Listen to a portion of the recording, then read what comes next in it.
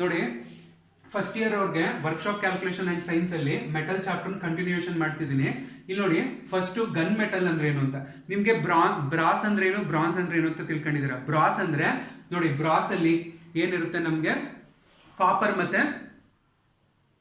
Zinc ಇರುತ್ತೆ. ಅದೇ bronze ಅಲ್ಲಿ ಏನಿರುತ್ತೆ ಕಾಪರ್ ಮತ್ತೆ ಟಿನ್ ಇರುತ್ತೆ. ಆಯ್ತಾ, ನೋಡಿ ಇಲ್ಲಿ ಗನ್ ಮೆಟಲ್ ಅಂದ್ರೆ it is an alloy of copper, tin and zinc. ಇಲ್ಲಿ ಕಾಪರ್ ಇರುತ್ತೆ, ಟಿನ್ನು ಇರುತ್ತೆ, ಜಿಂಕು ಇರುತ್ತೆ. ಅಲ್ಲಿ ನೋಡಿ ಬ್ರಾನ್ಸ್ ಅಲ್ಲಿ ಏನಿರುತ್ತೆ ನಮ್ಗೆ ಕಾಪರ್ ಮತ್ತೆ ಟಿನ್ ಮಾತ್ರ ಇರುತ್ತೆ.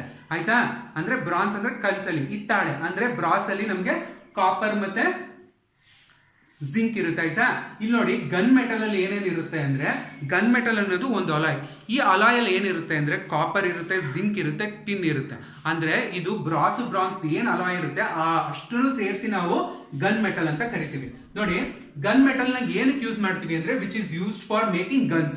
ನೋಡಿ ಯಾವುದೇ ತರ ಗನ್ಗಳಿರ್ಬೋದು, ಪರ್ಸನಲ್ ಯೂಸ್ ಮಾಡುವಂತ ಗನ್ ಇರ್ಬೋದು, ಅಥವಾ ಪೊಲೀಸ್ ಡಿಪಾರ್ಟ್ಮೆಂಟ್ ಅಲ್ಲಿ ಇರುವಂತದ್ದು ಇರ್ಬೋದು, ಮಿಲಿಟರಿ ಡಿಪಾರ್ಟ್ಮೆಂಟ್ ಅಲ್ಲಿ ಯೂಸ್ ಮಾಡುವಂತ ಯಾವುದೇ ತರದ ಗನ್ ಇದ್ರೂ ಅದನ್ನ ಯಾವ್ದ್ರಿಂದ ಮಾಡ್ತೀವಿ ಅಂದ್ರೆ ಗನ್ ಮೆಟಲ್ ಇಂದ ಮಾಡ್ತೀವಿ. ಗನ್ ಮೆಟಲ್ ಅಲ್ಲಿ ಏನೇನಿರುತ್ತೆ ಅಂದ್ರೆ ಒಂದು ಕಾಪರ್ ಇರುತ್ತೆ, ಜಿಂಕ್ ಇರುತ್ತೆ, ಟಿನ್ ಇರುತ್ತೆ. ಈ ಮೂರನ್ನು ಮಿಕ್ಸ್ ಮಾಡಿ ನಾವೇನ್ ಮಾಡ್ತೀವಿ, ಗನ್ ಮೆಟಲ್ ನ ಮಾಡ್ತೀವಿ.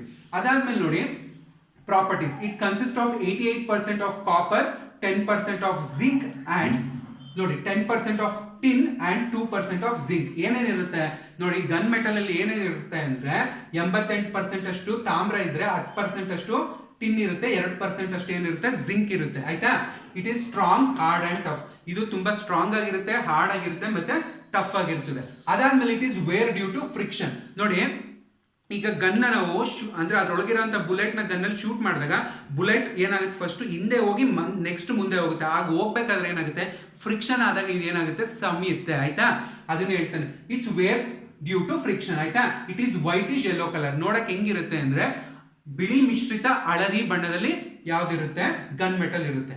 ಅದಾದ್ಮೇಲೆ it is use for making bearings ಮಾಡಕ್ಕಿರ್ಬೋದು, ಗ್ಲ್ಯಾಂಡ್ಸ್ ಇರ್ಬೋದು, ಬೇರಿಂಗ್ ಗ್ಲ್ಯಾಂಡ್ಸ್ ಅಂತ ಇರ್ತದೆ ಅದನ್ನ ಮಾಡಕ್ಕಿರ್ಬೋದು, ಪಾರ್ಟ್ಸ್ ಆಫ್ ಮೆಷಿನ್ಸ್ ಗಳು, ತುಂಬಾ ಮೆಷಿನ್ಸ್ ಗಳದ್ದು ಪಾರ್ಟ್ಸ್ ಮಾಡಕ್ಕಿರ್ಬೋದು. ಅದಾದ್ಮೇಲೆ ಬಾಯ್ಲರ್ ಫಿಟ್ಟಿಂಗ್ಸ್ ಗಳಲ್ಲಿ ಇದನ್ನ ಯೂಸ್ ಮಾಡ್ತಾರೆ, ಯಾವ್ದನ್ನ, ಗನ್ ಮೆಟಲ್ ನ. ಅದಾದ್ಮೇಲೆ ನೋಡಿ ನೆಕ್ಸ್ಟ್ ನಿಮ್ಗೆ ಬೆಲ್ ಮೆಟಲ್ ಅಂತ ಬರುತ್ತೆ. ನೋಡಿ ಬೆಲ್ ಮೆಟಲ್ ಅಂದ್ರೆ ಹೆಸರು ಹೇಳ್ತಿದೆ, ಬೆಲ್ ಅಂದ್ರೆ ಏನ್ ಹೇಳಿ, ಗಂಟೆ ಅಂತ. ಅಂದ್ರೆ ಬೆಲ್ ಮೆಟಲ್ ಗಳನ್ನ ನಾವ್ ಏನಕ್ಕೆ ಯೂಸ್ ಮಾಡ್ತೀವಿ ಅಂದ್ರೆ ಗಂಟೆಗಳನ್ನಾಗಿ ಮಾಡಕ್ಕೆ ಯೂಸ್ ಮಾಡ್ತೀವಿ. ಆಯ್ತಾ, ಇಲ್ಲಿ ನೋಡಿ it is hard alloy and it's ore or sulphide of tin, copper and iron or called ಸೆನಟೈಟ್ ಅಂತ ಕರಿತೀವಿ, ಸೆಟನೈಟ್ ಅಂತ ಕರಿತೀವಿ. ಸೆಟನೈಟ್ ಅಂದ್ರೆ ಏನು ಅಂದ್ರೆ, ಸೆಟನೈಟ್ ಅಂದ್ರೆ ನೋಡಿ ಸಲ್ಫೈಡ್ ಆಫ್ ಟಿನ್ ಇರ್ಬೋದು, ಕಾಪರ್ ಇರ್ಬೋದು, ಅಥವಾ ಐರನ್ ಇರ್ಬೋದು. ಈ ಮೂರದ್ದು ಓರ್ ಅಲ್ಲಿ ನಾವೇನ್ ಮಾಡ್ತೀವಿ, ಎಕ್ಸ್ಟ್ರಾಕ್ಟ್ ಮಾಡ್ಕೊತೀವಲ್ಲ ಅದನ್ನ ನಾವು ಸೆಟನೈಟ್ ಅಂತ ಕರಿತೀವಿ. ನೋಡಿ properties. It consist of 82% of copper ಇದ್ರೆ 18% ಆಫ್ ಟಿನ್ ಇರುತ್ತೆ. ಇಲ್ಲಿ ನೀವು ಐರನ್ ಓರ್ ಅಲ್ಲಿ ಎಕ್ಸ್ಟ್ರಾಕ್ಟ್ ಮಾಡ್ಕೊಂಡಾಗ ನಮ್ಗೆ ಸಿಗುವಂತದ್ದು, ಅದರಲ್ಲಿ ಟಿನ್ನಾರು ಸಿಗ್ಬೋದು, ಈ ತರದ್ದು ಯಾವ್ಯಾವ ಮೆಟಲ್ ಗಳು ಸಿಗುತ್ತೆ. ಇಲ್ಲಿ ನೋಡಿ ಟಿನ್ ಅಲ್ಲಿ ಸಲ್ಫೈಡ್ ಆಫ್ ಟಿನ್ ಇರ್ಬೋದು, ಕಾಪರ್ ಇರ್ಬೋದು, ಐರನ್ ಇರ್ಬೋದು. ಇದನ್ನ ನಾವು ಇಷ್ಟನ್ನು ಮೂರನ್ನ ಏನಂತ ಕರಿತೀವಿ ಅಂದ್ರೆ ಸೆಟನೈಟ್ ಅಂತ ಕರಿತೀವಿ. ಆಯ್ತಾ, ನೋಡಿ ಇಲ್ಲಿ 82% ಕಾಪರ್ ಇರ್ತದೆ, ಮತ್ತೆ 18% ಅಷ್ಟು ಟಿನ್ ಇರ್ತದೆ ಇಲ್ಲಿ ಬೆಲ್ ಮೆಟಲ್ ಅಲ್ಲಿ. ಅದಾದ್ಮೇಲೆ it is hard and brittle. ಇದು ತುಂಬಾ ಹಾರ್ಡ್ ಆಗಿರುತ್ತೆ ಮತ್ತೆ ಬ್ರಿಟಲ್ ಆಗಿರುತ್ತೆ. ಅದಾದ್ಮೇಲೆ ನೋಡಿ ಎಲ್ಲೆಲ್ಲಿ ಯೂಸ್ ಮಾಡ್ತೀವಿ ಅಂದ್ರೆ it is use for making the bells of temple. ನೋಡಿ ಇದನ್ನ ದೇವಸ್ಥಾನಗಳಲ್ಲಿರ್ಬೋದು ಅಥವಾ ಚರ್ಚ್ಗಳಲ್ಲಿರ್ಬೋದು ಗಂಟೆನ ಮಾಡಕ್ಕೆ ಯೂಸ್ ಮಾಡ್ತಾರೆ. ಅರ್ಥ ಆಯ್ತಾ. ಅದಾದ್ಮೇಲೆ ನೋಡಿ ಬೇರಿಂಗ್ ಮೆಟಲ್. ಬೇರಿಂಗ್ ಮೆಟಲ್ ಅಂದ್ರೆ ಏನು ಅಂದ್ರೆ ಯಾವುದೇ ಒಂದು ವೆಹಿಕಲ್ ಇರ್ಬೋದು ಅಥವಾ ಮೋಟರ್ ಇರ್ಬೋದು, ಯಾವುದೇ ಒಂದು ಇಂಜಿನ್ಗಳಿರ್ಬೋದು, ಅದು ರನ್ ಆಗ್ತಿದೆ ಅಂದಾಗ ಅಲ್ಲಿ ಏನಾಗುತ್ತೆ, ನಮಗೆ ಫ್ರಿಕ್ಷನ್ ಆಗ್ತಾ ಇರುತ್ತೆ. ಫ್ರಿಕ್ಷನ್ ಆಗ್ತಾ ಆಗ್ತಾ ಏನಾಗುತ್ತೆ, ಆ ಇಂಜಿನ್ ಇರ್ಬೋದು ಅಥವಾ ಮೋಟರ್ ಇರ್ಬೋದು, ಯಾವುದೇ ಒಂದು ವೆಹಿಕಲ್ ಇರ್ಬೋದು, ಅದು ಸಮಯಕ್ಕೆ ಶುರು ಆಗುತ್ತೆ. ಆವಾಗ ನಾವು ಅಲ್ಲಿ ನಾವೇನ್ ಮಾಡ್ತೀವಿ ಅಂದ್ರೆ ಒಂದು ಬೇರಿಂಗ್ ನ ಹಾಕ್ತಿವಿ. ಆ ಬೇರಿಂಗ್ ಏನು ಅಂದ್ರೆ ಆಂಟಿ ಫ್ರಿಕ್ಷನ್ ಬೇರಿಂಗ್ ಅಂತ. ಅಂದ್ರೆ ಆದಷ್ಟು ಫ್ರಿಕ್ಷನ್ ನ ಅದು ಅವಾಯ್ಡ್ ಮಾಡುತ್ತೆ. ಆಯ್ತಾ, ಅದನ್ನ ನಾವೇನಂತ ಕರಿತೀವಿ, ಬೇರಿಂಗ್ ಮೆಟಲ್ಸ್ ಅಂತ ಕರಿತೀವಿ. ಇಲ್ಲಿ ನೋಡಿ it is an anti-friction alloy used for bearing, used for the bearing load. ಅಂದ್ರೆ ಬೇರಿಂಗ್ ಲೋಡ್ ಗಳನ್ನ ತಡೆಯಕ್ಕೆ ನಾವು ಏನ ಯೂಸ್ ಮಾಡ್ತೀವಿ, ಬೇರಿಂಗ್ ಮೆಟಲ್ಸ್ ಗಳನ್ನ ಯೂಸ್ ಮಾಡ್ತೀವಿ. ಆಯ್ತಾ, ಅದಾದ್ಮೇಲೆ ನೋಡಿ properties. Low coefficient of friction.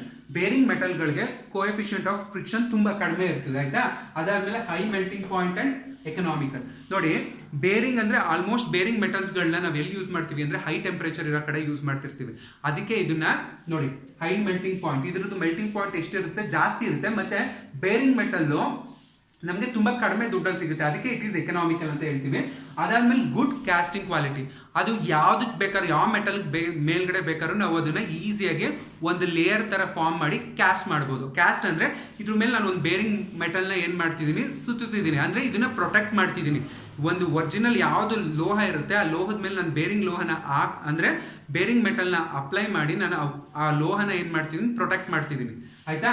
ಅದಾದ್ಮೇಲೆ ನೋಡಿ uses, phosphorus bronze is use for heavy loads. ನೋಡಿ ತುಂಬಾ ಹೆವಿ ಲೋಡ್ಸ್ ಗಳಲ್ಲೆಲ್ಲಿರುತ್ತೆ ಅಲ್ಲಿ ನಾವು ಫಾಸ್ಫರಸ್ ಬ್ರಾನ್ಸ್ ಮೆಟಲ್ನ ಯೂಸ್ ಮಾಡ್ತೀವಿ. ಆಯ್ತಾ?